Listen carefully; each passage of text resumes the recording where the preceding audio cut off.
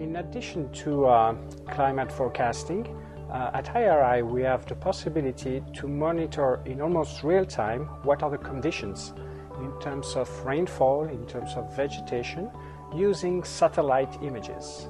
And we use different satellites provided by NASA, by NOAA, and we integrate them into the IRI data library, where we can monitor in almost real time the rainfall and the vegetation. And we provide also the tool to monitor what are the conditions in terms of what we call anomalies.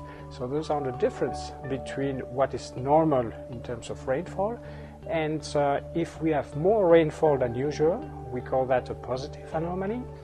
And if it's less rainfall than usual, we call that a negative anomalies.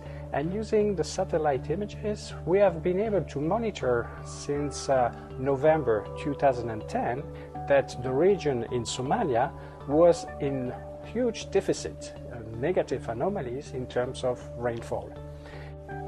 So in countries like Somalia, the field measurements are not many, and we don't have a large picture of where is the problems of drought.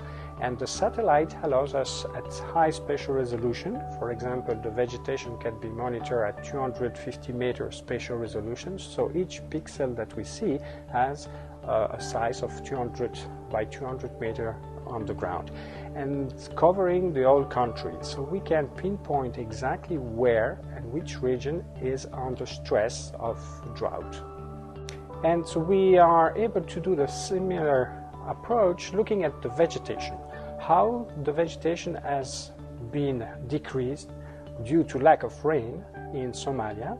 Using a satellite from NASA, we are able to look at the district level in Somalia and see that since November 2010 there has been a huge deficit in vegetation.